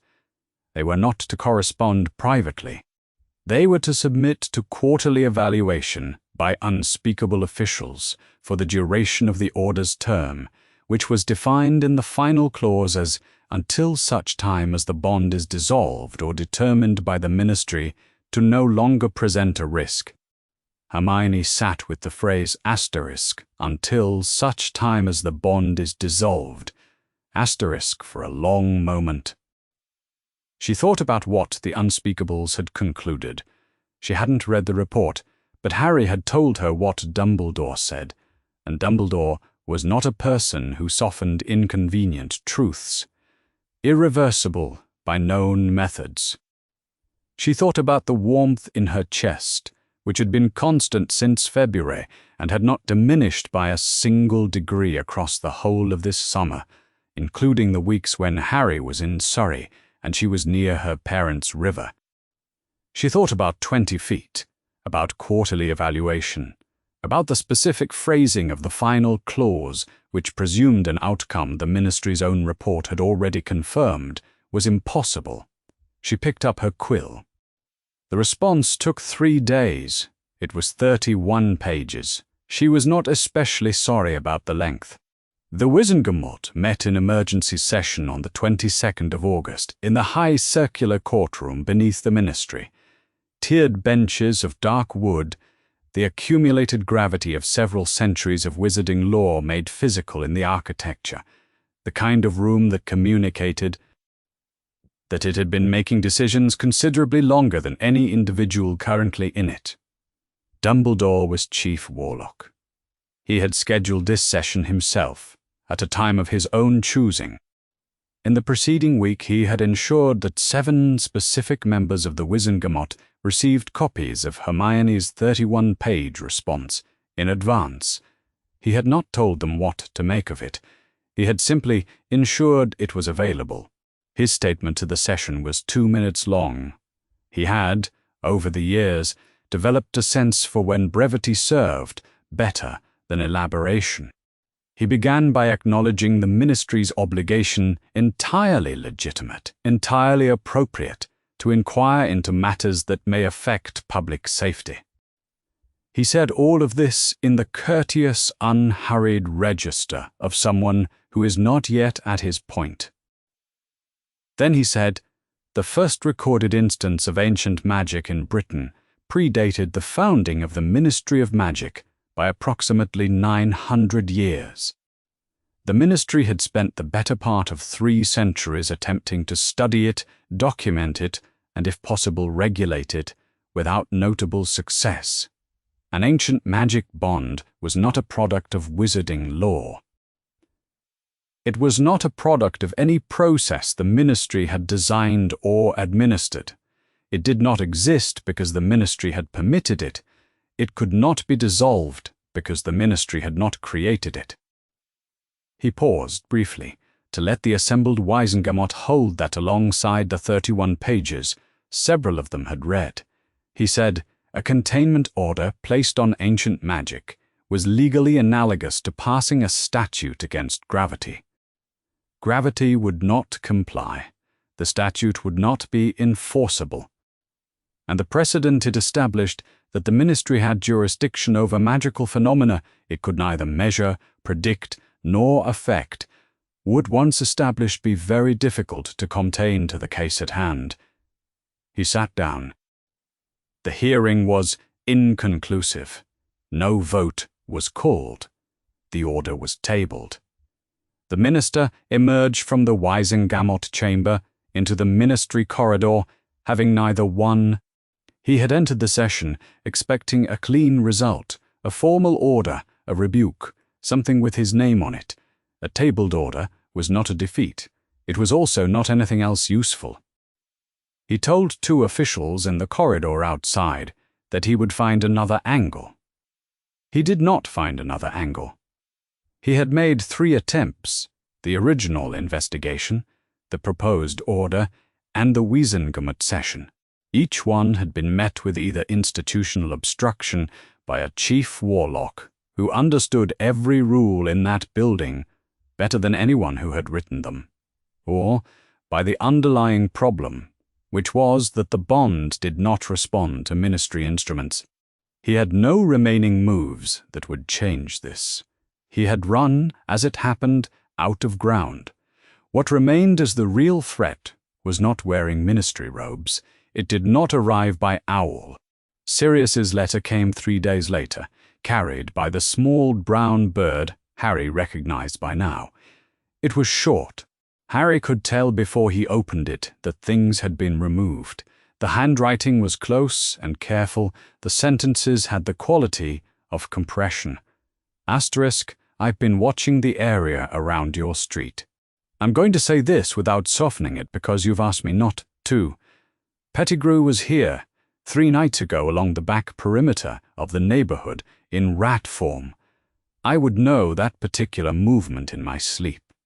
I lost him before I could close the distance. He hasn't been back the following nights, but I've been out every night since. Asterisk, I'm not leaving. Tell me, does the bond hold at this distance? Can you feel it from there? Asterisk, Harry read it standing at the desk. Then he sat down. He wrote back while the bird waited on the windowsill. Yes, it's there. It's been there every day since February. Asterisk. He folded it and sent it. He sat for a while in the quiet of the smallest bedroom, with the afternoon light on the floor, thinking about what the letter meant and what it didn't say. Then he put on his shoes and went out through the back. The roof of the Dursleys' garden shed was accessible from the back garden wall at the right angle. Harry had worked this out in his 2nd summer and had been using it since whenever the house got too small to breathe in, which it did frequently. He sat with his back against the chimney stack and looked at the sky, which was clear and growing deeper as the light faded, and thought carefully about Pettigrew. Pettigrew circling was not coincidence. There was nothing coincidental about it. Voldemort was in Little Hangleton without a body, without the ritual, without Harry's blood, blocked at every angle the plan had anticipated. That meant the plan was being reconsidered. That meant Peter Pettigrew was doing what he had always done, which was scouting out terrain and reporting back what he found, and what he was looking for was a door. Harry thought about the bond. He could feel it from here, from a shed roof in Little Whinging, with Surrey spread around him in the dark, steady and present in a way the distance had not touched. He thought about what it had done in February when he brought Hermione to the surface, and about what Dumbledore had told him it was. Not a mark or a contract. The same order of magic as what his mother had built. He looked at the first stars showing above the chimney line. Pettigrew was looking for a door. He would come closer, or try some other approach, or come at a different angle. This was how Voldemort operated, with patience and with the absolute conviction that the thing he needed would eventually be accessible if he kept at it from enough directions. He thought, they will not find one. He sat on the roof until the dark was complete, and the hedges had gone from green to shadow. Then he climbed back down and went inside and left the window cracked, as he always did now, and lay in the dark with the warmth in his chest, exactly as steady as it had been, and waited for whatever was coming next. Sirius had been watching Privet Drive for 3 nights from the park across the road, keeping to the shadow of the oak at the park's edge because it was broad enough to conceal a large dog and far enough from the nearest street lamp that nobody had looked twice. 12 years in Azkaban and 2 since had made him very good at being still.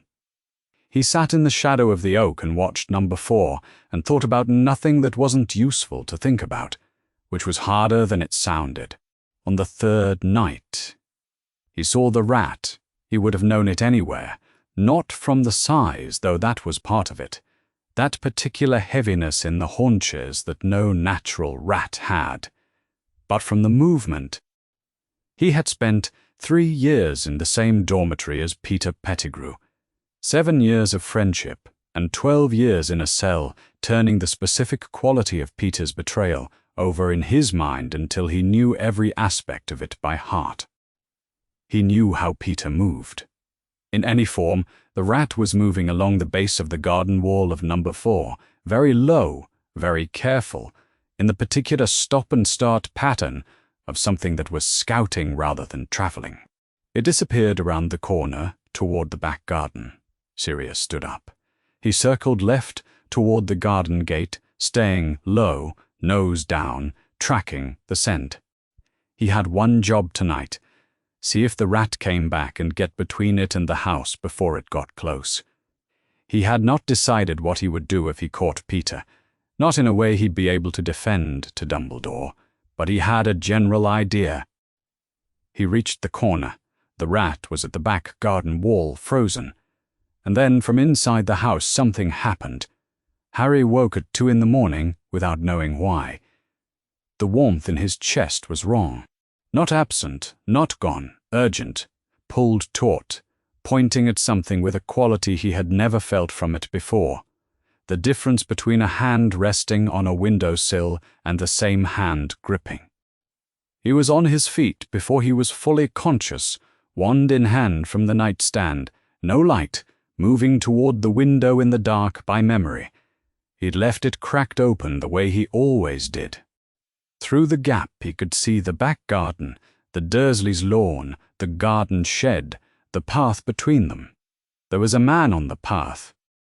He was short and slight, in robes that had seen too much use, and his right hand was silver, not a trick of the light but metal, catching the faint glow from the street lamp beyond the garden wall. Harry recognized it without wanting to. He knew what had been done to earn it. Peter Pettigrew was reaching toward the house. Harry's hand tightened on his wand, and then at the exact moment he should have moved, something else moved instead. The warmth in his chest surged outward.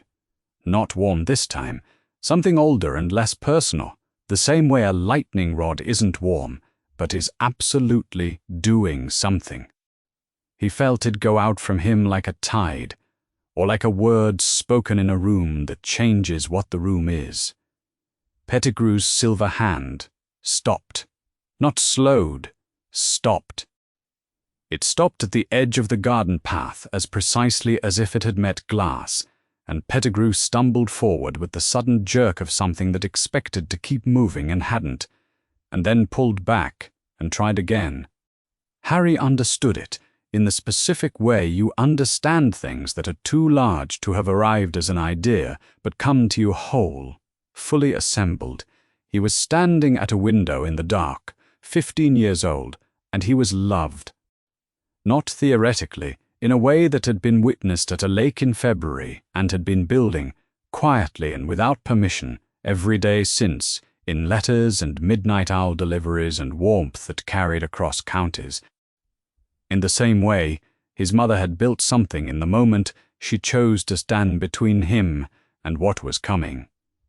The same order of magic. Pettigrew pulled back from the edge for the 3rd time, and the warmth broke through Harry's skin at the window like a tide cresting. Pale gold-silver, the particular quality of a patroness's light, but warmer, deeper. The same light that had risen off the surface of the Black Lake in February with 300 people watching. From the park across the road, behind the garden wall, came one sharp bark. Once short, urgent, the particular bark that Sirius had apparently developed a vocabulary for, and that Harry had begun to learn without trying to. Asterisk stay, asterisk Pettigrew went for rat form immediately, which was the reflexive response of something that understood it was exposed. Harry saw the shift happen, collapsing down into something small and fast that bolted for the hedge at the garden's far edge. Sirius came over the garden wall behind him, low and fast, silent now, cutting across the lawn to intercept. He didn't make it to the hedge in time. The rat was through a gap before he got there, gone into the darkness beyond. Sirius stopped at the hedge. He was very still for a moment. Then he made a sound, not quite a howl, not quite a bark, something in between, single and brief, that expressed, without ambiguity, exactly what he thought of this outcome. Then he was still. What Pettigrew had left behind was one silver handprint pressed into the garden path at the precise point where the protection had stopped him. It was clear and sharp-edged, the kind of mark made by something that had pressed hard and met resistance, and it was going to be very visible in the morning. Physical evidence. Peter Pettigrew had been here. Dumbledore arrived within minutes of the light fading. Harry did not know how. Dumbledore, when asked, said only that certain arrangements exist for your address, in a tone that indicated the subject was being closed, not opened, but he came through the garden gate with his wand already lit and crossed directly to the silver handprint before he looked at anything else. He crouched beside it for a long moment. He looked at it with the focused attention of someone reading something that confirms what they already expected to find. Then he stood. He looked at Harry, who was still at the window, and then at the light fading from the window frame, the last of the pale gold-silver dissolving into the ordinary dark of the garden. And his expression was the same one Harry had seen on the bank of the Black Lake in February, the one that was not surprise, but something quieter. "The protection held," Dumbledore said. "Yes," Harry said. Dumbledore looked at the garden for another moment. Then he said, "I want you to understand what that means, Harry. The bond is not a mark or a contract. It is the same order of magic as what your mother built in this house when you were 11 months old." He paused. "Built, not made, constructed from a choice as your mother's protection was. What is built that way cannot be unmade by any instrument the Ministry possesses, because the Ministry did not build it." He paused again. "The Ministry spent 4 months attempting to regulate it. Peter Pettigrew spent 1 night attempting to cross it. Harry waited. The Ministry, Dumbledore said, found it considerably more cooperative. The Ministry auras arrived 8 minutes later, 2 of them, in the dark robes of the Department of Magical Law Enforcement, moving with the particular efficiency of people who have been briefed on very little and trained to make do with what they find. What they found was a silver handprint in the garden path of a Muggle house in Surrey. A large black dog that had, while they watched, shifted forms and become a man, gaunt, long-haired, a great deal more alive than his wanted posters suggested, who put both hands up before they could react, identified himself by full name in a carrying voice, and then looked at them with the expression of someone who would very much like them to try. They had a decision to make. They both knew what it was. Sirius Black was a wanted fugitive. Ministry priority, escaped from Azkaban 2 years ago. He was also standing in the garden of a protected minor, with his hands in the air, in a house where there was a silver handprint pressed deep into garden stone, by a silver prosthesis that matched the pre-war Death Eater file descriptions in their own department's records. The first, Auror crouched at the handprint. He looked at it for a long time. He pressed his own palm lightly to the path beside it, confirming the depth, the scale, the residual signature of magic older than anything in their standard reference. The second, Auror reached for his owl pouch. They chose the documentation. Sirius put his hands down. He did not move toward the garden gate. He stayed at the edge of the Dursleys' lawn with his arms at his sides and looked at the house where Harry Potter was standing at an upstairs window and waited and kept watching and did not leave until the sun came up. The Wizengamot emergency session convened on the 29th of August in the same high courtroom where the containment order had been tabled 8 days earlier. The difference was the evidence. Dumbledore presented it himself. He had brought the garden stone, a section of the Dursleys' back path, removed by Ministry Auras the morning after, and held in the Department of Magical Law Enforcement's evidence store, and he set it on the floor of the courtroom. The silver handprint was distinct.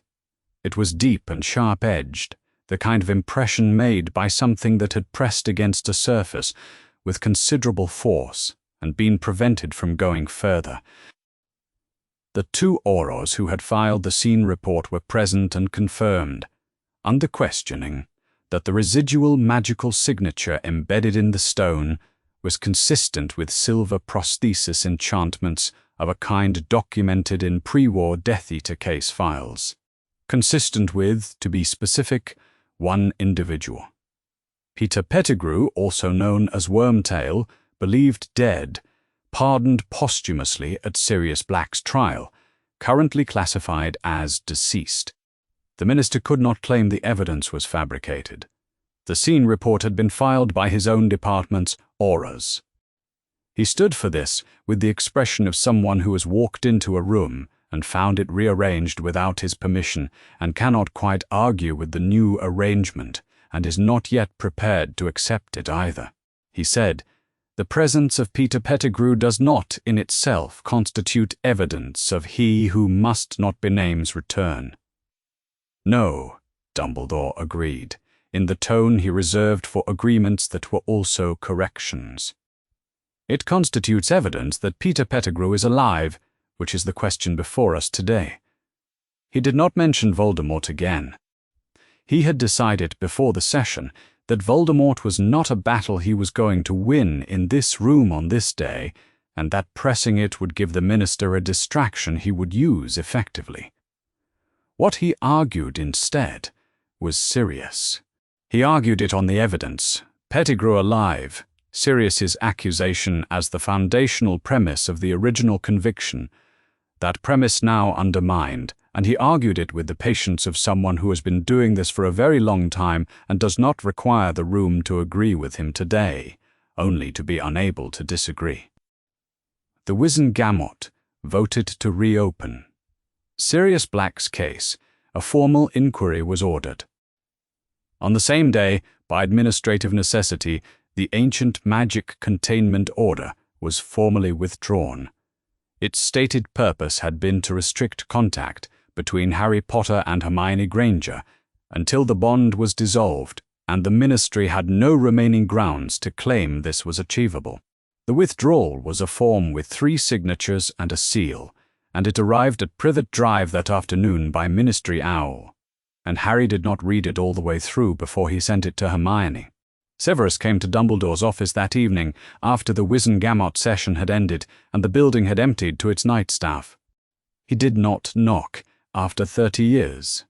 The knocking had become a formality they had both stopped bothering with when the hour was late enough. He came in and closed the door and stood in front of the desk without sitting down, because he was not in the habit of making himself comfortable in other people's offices. He said, "The mark is not spiking. It's burning continuously." Dumbledore looked at him. Not the intensity of last June. Not the near restoration urgency. Something lower and steadier, the way an ember burns when the fire has been banked. Severus was not looking at his arm. He had learned, over many years, not to look at it when he was talking about it. He is not retreating. He is reconsidering, Dumbledore said. He will try again, differently. He has done this before. After 1981, he spent 10 years in a form less than a spirit, and still rebuilt his way toward another attempt. He will rebuild from this setback as he rebuilt from that one. The question is not whether he tries again. The question is what we have in place when he does. Severus said, "What do we do?" There was a quality to the question that Dumbledore did not miss. It was not the question of a man who needed direction. It was the question of a man who had been carrying a great deal of weight in solitude for a long time, and was asking specifically whether he would still be doing it alone.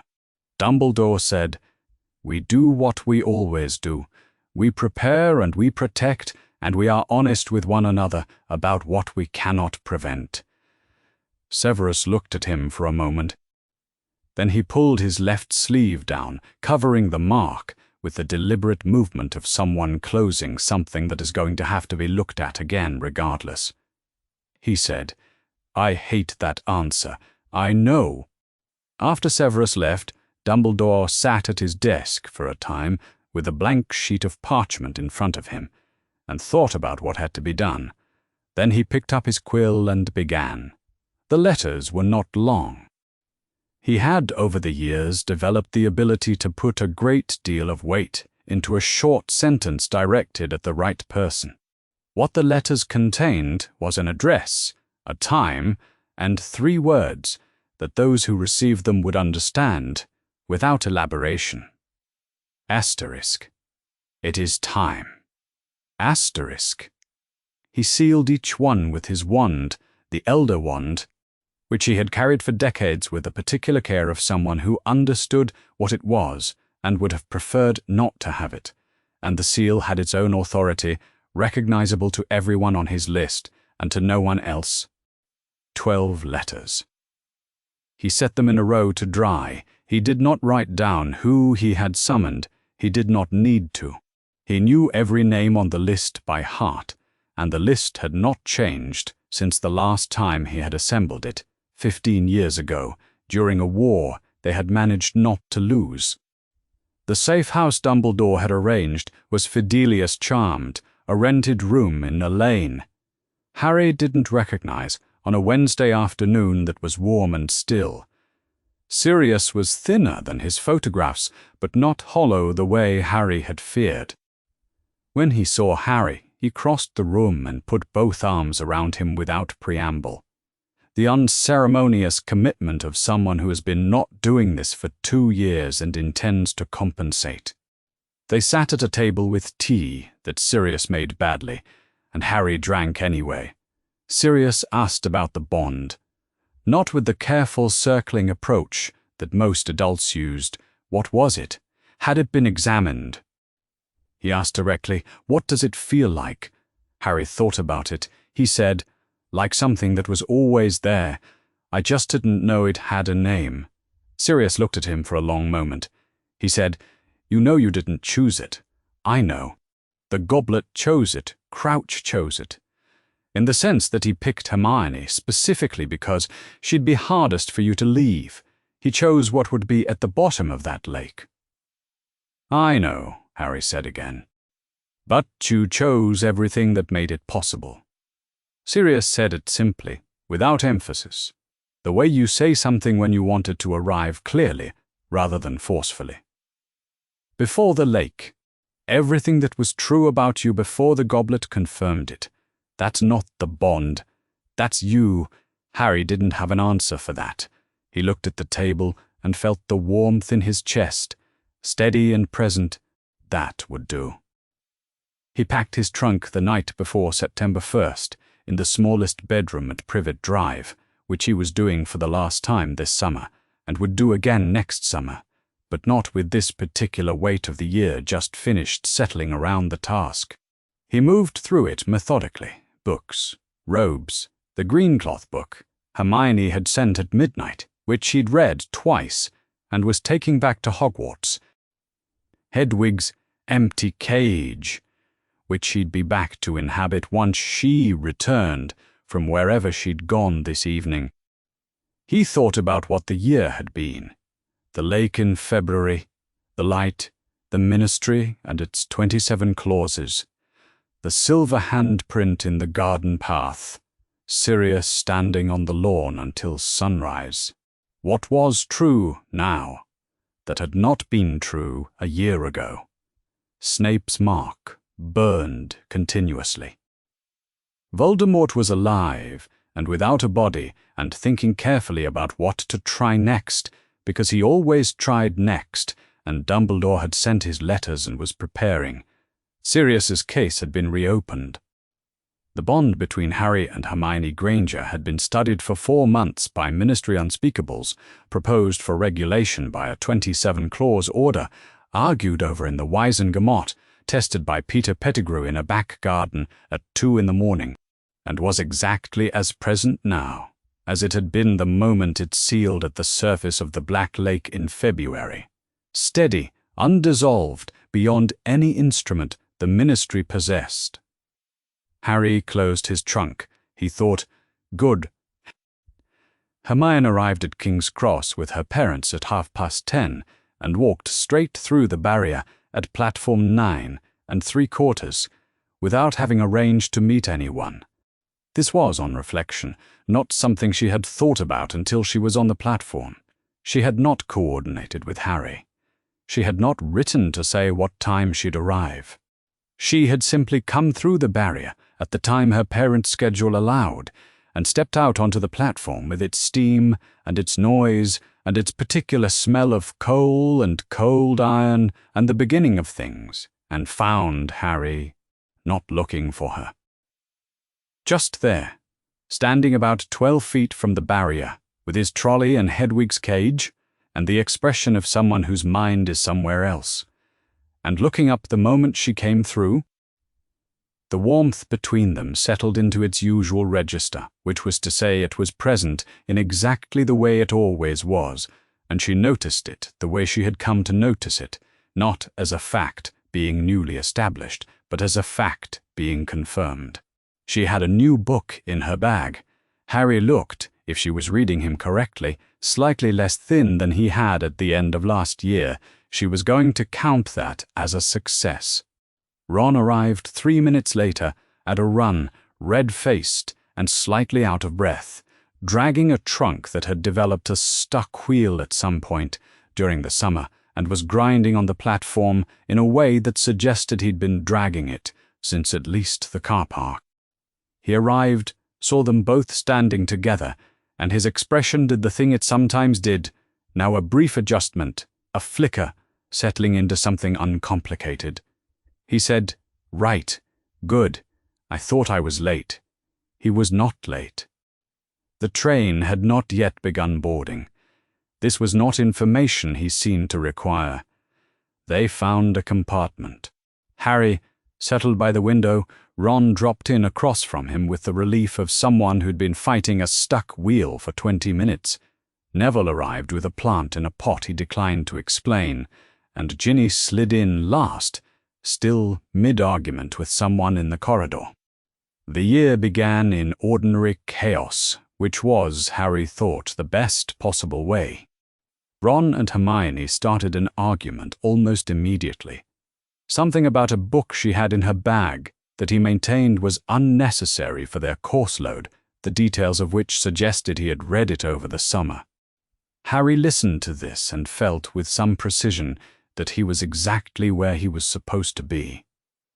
Neville waited for a quiet moment.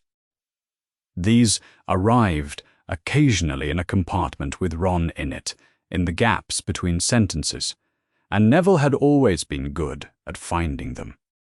He said, without preamble, addressing Harry and not the compartment at large, "I've been thinking about what you did in the lake." Harry looked at him. "I think," Neville said, "with the particular care of someone putting words down one at a time. I think I would have done the same." He said it the way you say something when you've worked out whether it's true before you say it, which is the only way it means anything. Harry looked at Neville Longbottom, 15 years old, carrying things Harry understood without needing explained, who had just said something with more self-knowledge than Harry had managed in 5 years of trying. "Yeah," Harry said. "I think you would have." He meant it. The enchanted ceiling of the great hall showed a clear September evening, the first stars faint at the edge of the blue. The start of term feast was what it always was. Excessive and warm and extremely loud. The year not yet begun in any formal sense, everyone talking over everyone else about summers and Quidditch and what they'd heard about the new defense professor. Dumbledore rose at the end of the feast. He did not mention the bond. He did not mention Voldemort or Peter Pettigrew, or the silver handprint in a Muggle garden, or the letters sealed with the Elder Wand that had gone out 9 days ago to people who would know what they meant. He made several announcements of the ordinary kind. Forbidden Forest still off limits. Mr. Filch had added several items to the banned objects list. Quidditch tryouts were to be held in the 2nd week of term. Then, in the course of a longer speech about the school year and what it asked of those who spent it here, he said, "Help will always be given at Hogwarts to those who ask for it." He said it as one sentence in a sequence of sentences, without particular emphasis, the way you say something you believe so thoroughly it has stopped requiring special delivery. Hermione wrote it down. Harry already knew it by heart. The potions dungeon was the same, cold stone and the smell of something astringent and specific that Harry had never been able to identify. Long workbenches worn smooth by decades of cauldrons. Snape moving through the classroom in his characteristic black with the efficiency of someone who has given this lesson enough times to do it in his sleep and is. Today somewhere else inside his head while his body delivers the instructions. Harry had watched Snape for 4 years. He noticed, for the first time in 4 years, that Snape's left hand was pressed slightly closed at his side. Not a fist, something quieter than a fist. The way a hand presses closed when it is waiting for something difficult to be over. Harry's own hand did this sometimes. He recognized it. He didn't say anything. He looked at his cauldron and measured his ingredient and thought about a dark mark burning continuously on a forearm under black robes and what that cost day after day to carry and to know. It was late on the first Saturday when the last of the other Gryffindors drifted upstairs, and the common room was down to its fire, and its quiet, and the two of them Hermione was working. She had been working since approximately the moment they arrived, which was characteristic, but there was something different in the quality of it tonight, not the driven covering ground quality of someone behind on something, but the focused absorption of someone who has found something. Harry was pretending to work. He had been pretending for approximately 40 minutes. He was fairly sure she knew. He said, "What are you reading?" She looked up. Then she looked back at the page, and there was a quality in the pause that was different from her usual pauses. "I found something in one of the older library volumes," she said. "Not a primary source, a commentary on something earlier, which means I need to read it with appropriate care. But it's a reference to bonds of this kind." She considered the page for a moment. There are very few records. Ancient magic had been largely forgotten by the time anyone thought to document it carefully, which means what documentation exists is either fragmentary or secondary. But this particular passage, she turned the book slightly, not so Harry could read it, but the gesture of someone checking they've read it right. It describes the bond as a sealing of what was already true. Harry was quiet for a moment. "It says," Hermione continued in the careful voice she used when she was being precise on purpose, "that ancient magic of this kind doesn't create what it seals. It finds what's already there and makes it permanent." She looked at the fire. "I think that's what the goblet knew." Before we did, Harry thought about the goblet of fire, which was an impartial, magical artifact, and did not make mistakes. He thought about February 24th, 9:30 in the morning, and what had been at the bottom of the Black Lake, with its hair floating out in slow arcs, and what he had done without particularly deciding to. He said, "What does it feel like to you?" She was quiet for a long moment, long enough that he thought she might not answer, or might say she didn't have the language for it yet, which would have been accurate and characteristic.